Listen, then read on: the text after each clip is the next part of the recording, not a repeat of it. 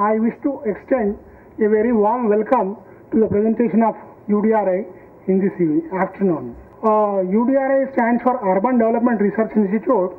It has a very rich background. Basically, it extends training programs on effective urban governance through increased municipal revenues in urban local bodies of India. So far, our UDRI conducted training programs in the states of Andhra Pradesh, Karnataka, Maharashtra, New Delhi, Madhya Pradesh, etc. So, basically, the topic of urban infrastructure in Andhra Pradesh, special focus on Hyderabad as international best livable city. Primarily, I wish to congratulate the organizers, namely FAPSI and Government of Andhra Pradesh, for framing such a decent topic for presentation. And secondly, this urbanization as such takes place because of two things. That is, number one, rural push. In the sense, as you are kindly aware of it, that Andhra Pradesh state happens to be totally an agrarian state, where many of the people do depend upon, 70% of the people do depend upon agriculture sector. But as you know pretty well, agriculture happens to be a nature-oriented one.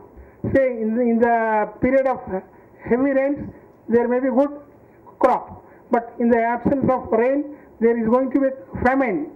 That's what result in rapid movement of migration of people into cities, which is nothing but urbanization. In this way, people are moved from rural areas to urban areas. And urban pull, there is another word like urban pull after rural push.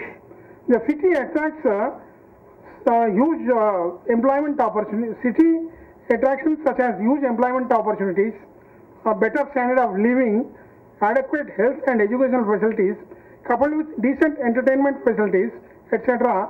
The rural people would always be moving towards surrounding cities, which is nothing but urban pull. Urban infrastructure facilities. You see, the facility amenities such as power, water, road infrastructure, telecom, transportation, etc. form part in improving the standard of the people. It is a common phenomenon. When we take it in the city of Hyderabad, we do have roads to the extent of, say, people who were there, sufficient to the people who were there on 1 decade ago. But urbanization happens to be everyday's component. So, suiting to their requirement, if the roads and other amenities are to be increased, there will be ample necessity of funds increase for making suitable provisions. But when we come to the case of reciprocation by the citizens to the urban local bodies, particularly I wish to take the example of payment of property taxes to the urban local bodies.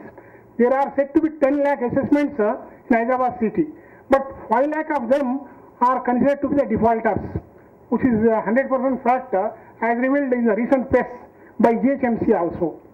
So, people do enjoy facilities from urban local bodies in many ways, but they do lack in making the necessary dues payment to them.